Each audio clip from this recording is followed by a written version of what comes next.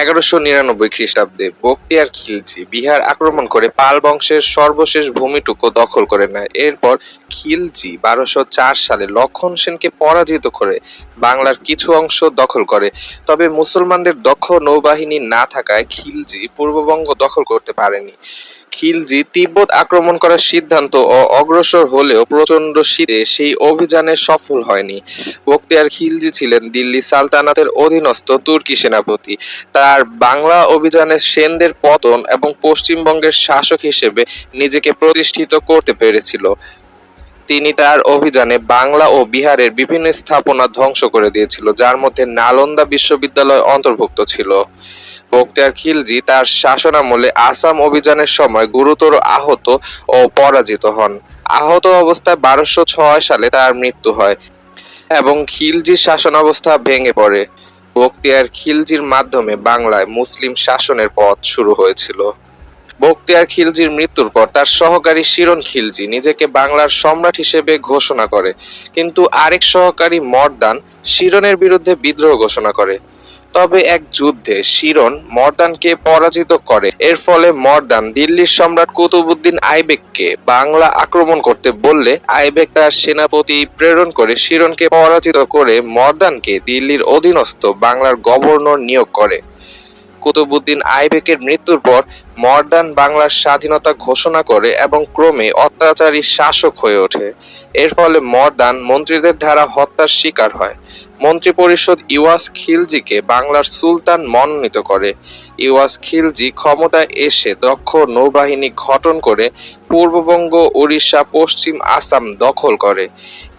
ইওয়াজের এই রাজ্য বিস্তারের ফলে 1225 সালে দিল্লির সুলতান শামসুদ্দিন ইলতুৎমিশ তার বিরুদ্ধে অভিযান পরিচালনা ও যুদ্ধের মাধ্যমে ইওয়াজকে পরাজিত করলেও বাংলা থেকে হটাতে পারেনি।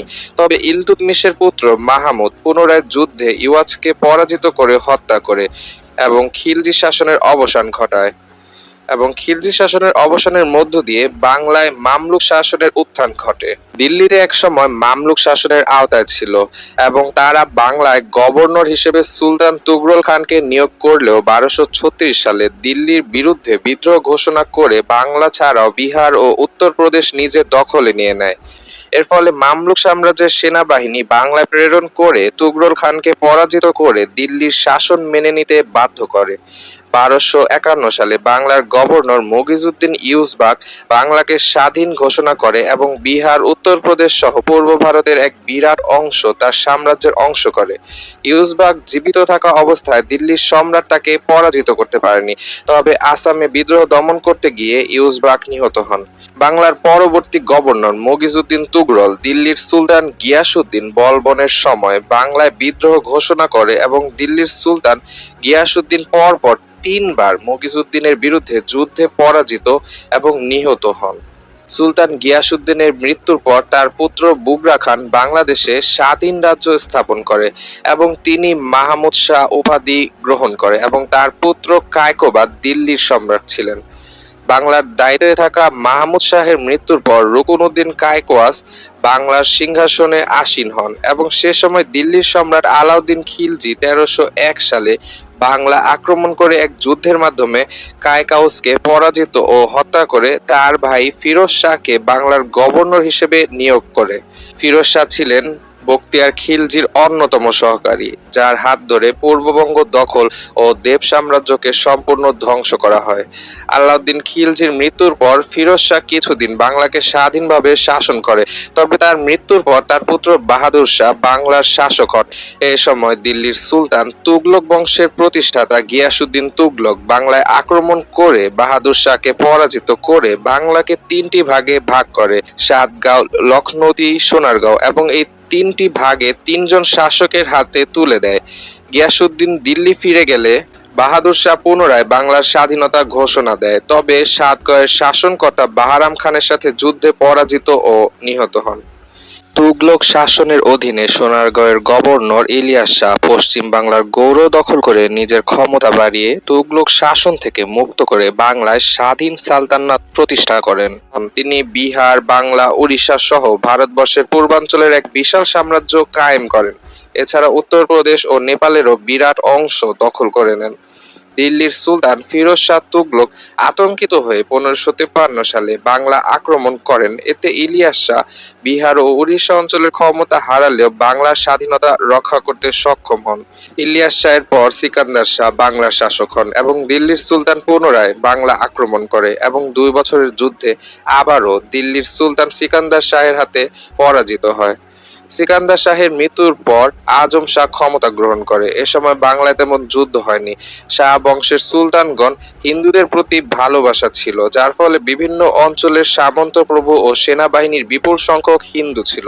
এর ফলে হিন্দুরা অত্যন্ত ক্ষমতাশালী হয়ে ওঠে এবং শেষ পর্যন্ত ক্ষমতা দখল করে বাংলার ইলিয়াস শাহী বংশের অবসানও ঘটান। ইলিয়াস শাহী বংশের শেষ সুলতান বায়েজিদ শাহকে হত্যা করে ক্ষমতা দখল করে দিনাজপুরের জমিদার রাজা গণেশ।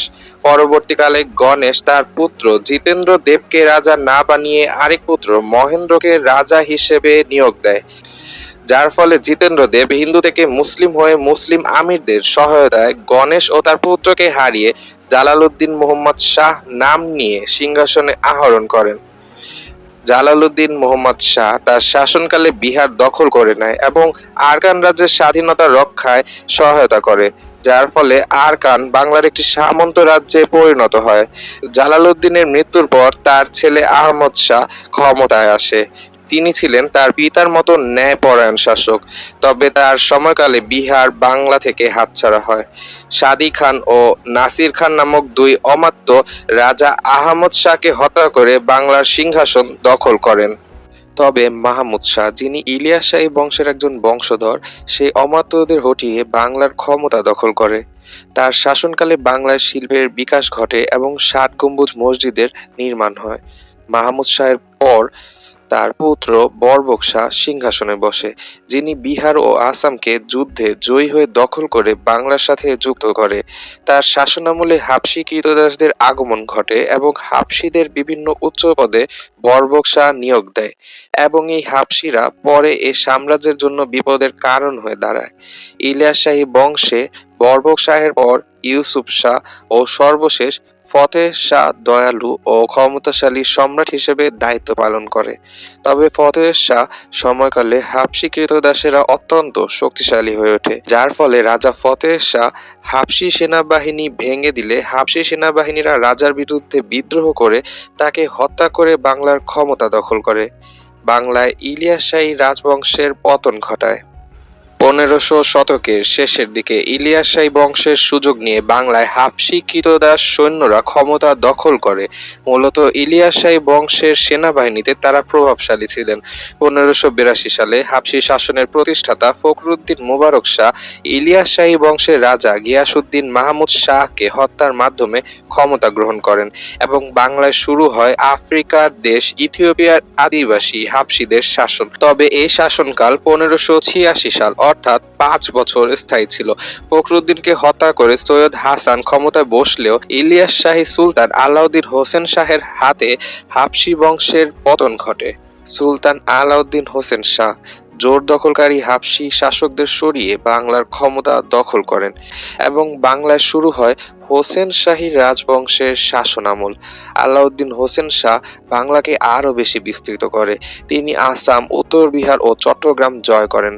তার শাসনামলে হিন্দু মুসলিমদের চমৎকার ভ্রাতৃত্বপূর্ণ আচরণ দেখা মেলে। তার শাসনকালে বাংলার স্বর্ণযুগ হিসেবে পরিচিত। আলাউদ্দিনের মৃত্যুর পর তার পুত্র নসরত শাহ বাংলার শাসক হন এবং তার সময়কালেও ভারতবর্ষে আফগান শাসকদের পরাজয় ও মুঘল সাম্রাজ্যের উত্থান ঘটে। বিপুল আফগান আমির পলায়ন করে বাংলাদেশে আশ্রয় নেয়। আফগান শাসক মাহমুদ লোদির সাথে বাংলার নসরত শাহের ঘনিষ্ঠ সম্পর্ক ছিল, তাই তারা ঐক্যবদ্ধ হয়ে মুঘলদের প্রতিহত করার চেষ্টা করে। তবে ঘাগরার যুদ্ধে তারা পরাজিত হয়। তবে মোগল সম্রাট বাবরের সাথে একটি সন্ধি চুক্তি করে নসরত শাহ বাংলার স্বাধীনতা রক্ষা করেন। নসরত শাহের মৃত্যুর পর তার পুত্র সিংহাসনে বসেন, তবে তার চাচা মাহমুদ শাহ তাকে হত্যা করে বাংলার ক্ষমতায় বসলে রাজপরিবারে বিশৃঙ্খলা সৃষ্টি হয়। এ সময় অনেক বিদ্রোহ হলেও মাহমুদ শাহ তা প্রতিহত করে। এ সময় বিহারের গভর্নর জালাল খান বিহারের শাসক শের খানের শাসনে অতিষ্ঠ হয়ে বাংলার শাসক মাহমুদ শাহকে বিহার আক্রমণের আহ্বান জানায় এবং মাহমুদ শাহ বিহার আক্রমণ করে পরাজিত হলে শের শাহ সূরি 1538 সালে বাংলার রাজধানী গৌড় দখল করে বাংলার হোসেন শাহী রাজবংশের পতন ঘটান। সূরি বংশের প্রতিষ্ঠাতা শের শাহ সূরি, যিনি বিহারের শাসনকর্তা শের খানের উপপ্রশাসক ছিলেন, যিনি সম্রাট মাহমুদ শাহকে পরাজিত করে বাংলার শাসক হন এবং শেরশাহ নামে তিনি অধিক পরিচিত, যিনি বাংলা ও বিহারের বিরাট ভূখণ্ডের শাসক ছিলেন। মোগল সম্রাট হুমায়ুন বাংলা আক্রমণ করলে শের শাহ কৌশলে সরাসরি যুদ্ধ না করে বাংলার প্রতিবেশী রাজ্যগুলো দখল করে সেই রাজ্যগুলোর ভেতর দিয়ে শের শাহ হুমায়ুনের আগ্রার যাত্রার সময় তাকে শোচনীয়ভাবে পরাজিত করেন। তবে 1540 সালে বিলগ্রামের যুদ্ধে শের শাহ হুমায়ুনকে চূড়ান্তভাবে পরাজিত করে এর ফলে ভারতীয় উপমহাদেশে সূরি সাম্রাজ্যের প্রতিষ্ঠা হয় এবং শের শাহ প্রথম মুসলিম সম্রাট হিসেবে উত্তর ভারত জুড়ে সাম্রাজ্য স্থাপন করতে সক্ষম হয়েছিল। শের শাহের মৃত্যুর পর শের শাহের বড় ছেলে আদিল শাহের পরিবর্তে ছোট ছেলে ইসলাম শাহকে সম্রাট হিসেবে মনোনীত করলে আদিল শাহ ইসলাম শাহের বিরুদ্ধে বিদ্রোহ ও যুদ্ধ করলেও পরাজিত হন। ইসলাম শাহের সময় মুঘল সম্রাট হুমায়ুন রাজনৈতিক আশ্রয়ের আবেদন করেছিল, যা পরবর্তীতে প্রত্যাখ্যান করে সম্রাট ইসলাম শাহ। ইসলাম শাহের মৃত্যুর পর তার পুত্র ফিরোজ শাহ সিংহাসনে বসে, তবে সে সময় সাম্রাজ্যে বিশৃঙ্খলা সৃষ্টি হয় এবং ফিরোজ শাহ থেকে আদিল সূরি, পরবর্তীতে ইব্রাহিম সূরি ও পরবর্তীতে সিকান্দার শাহ সূরি, এরা একে অপরকে যুদ্ধে পরাজিত করে ক্ষমতা দখলে ব্যস্ত হয়ে পড়ে এবং সিকান্দার শাহ সূরি নিজেকে ভারতবর্ষের সম্রাট হিসেবে ঘোষণা করলেও শেষ পর্যন্ত যুদ্ধ বিধ্বস্ত সাম্রাজ্যে বিপর্যস্ত দেখা দেয় এবং শেষ পর্যন্ত এ সাম্রাজ্য ধ্বংসের দিকে ধাবিত হয়। সূরি বংশের শাসক শের শাহ সূরির কর্মচারী ছিলেন তাজ খান কররানী।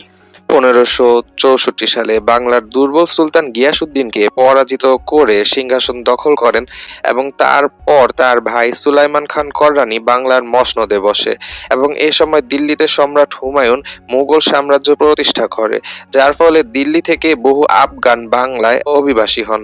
সুলাইমানের সাথে উড়িষ্যার সম্রাট হরিচন্দনের বিরোধ দেখা দেয়, যখন হরিচন্দন বাংলার সাবেক শাসক ইব্রাহিম সূরিকে আশ্রয় দেয়। এর জেরে 1567 সালে সুলাইমান তার পুত্র বায়েজিদ ও সেনাপতি কালা পাহাড়কে নিয়ে এক বিশাল সেনাবাহিনী নিয়ে উড়িষ্যা দখল করে নেয়।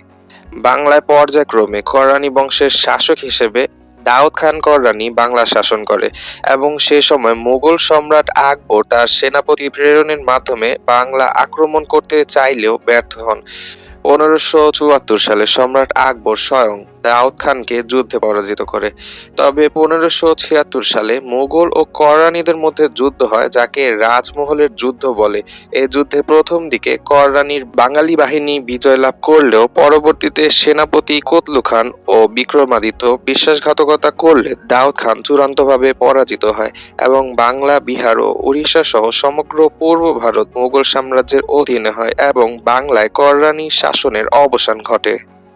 তবে সম্পূর্ণ বাংলা মুঘলদের নিয়ন্ত্রণে আসে 1576 সালের যুদ্ধে, যখন বাংলার কররানী শাসক দাউদ খানকে হত্যার মাধ্যমে বাংলার উত্তর ও পশ্চিম অংশ সম্রাট আকবরের অধীনে আসে। কিন্তু বাংলায় 12 অঞ্চলের শাসক, যাদের 12 ভূঁইয়া নামে পরিচিত, তাদের পরাজয়ের মাধ্যমে বাংলায় মোগলদের আধিপত্য আরো বেশি শক্তিশালী হয়। মোগল সাম্রাজ্য অনেক বড় ছিল, যার ফলে সরাসরি মোগল সম্রাটের শাসনে বাংলা ছিল না, তবে বাংলায় মোগল সম্রাটের নিযুক্ত বিভিন্ন সুবাদারদের শাসন ছিল। মোগল সম্রাট জাহাঙ্গীরের সময় 1608 সালে ইসলাম খান বাংলার সুবাদার নিযুক্ত হয়েছিল। তিনি রাজধানী ঢাকার নাম পরিবর্তন করে জাহাঙ্গীরনগর রেখেছিল এবং এখান থেকেই গোটা বাংলা শাসন করেছিল। তিনি বাংলায় থাকা বিদ্রোহী 12 ভূঁইয়া জমিদার ও আফগান নেতাদের দমন করতে সক্ষম হয়েছিল। এমনকি 1611 সালে 12 ভূঁইয়ার নেতা মুসা খানকে যুদ্ধের মাধ্যমে পরাজিত করে। চট্টগ্রাম ছাড়া সমস্ত বাংলায় ইসলাম খানের শাসন ছিল। বাংলার আরেক সুবাদার মীর জুমলা, যিনি প্রাথমিক জীবনে হীরার ব্যবসায়ী ছিলেন, এমনকি দুর্লভ কোহিনূর হীরা তার আবিষ্কার, যে হীরাটি তিনি মোগল সম্রাট শাহজাহানকে উপহার দেন। তার শাসনামলে আসাম ও কোচবিহার সহ অনেক অঞ্চল বাংলার সাথে যুক্ত হয়ে মোগলদের নিয়ন্ত্রণে আসে। ১৬৬৩ সালে বাংলার দীর্ঘতম গভর্নর হিসেবে শায়েস্তা খান নিযুক্ত হয়েছিল।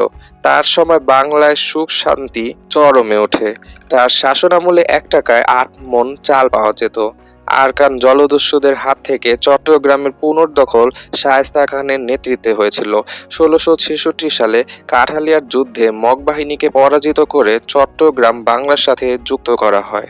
১৭০৪ সালে মুঘল সম্রাট আওরঙ্গজেব মুর্শিদকুলি খানকে বাংলার গভর্নর নিয়োগ দেন।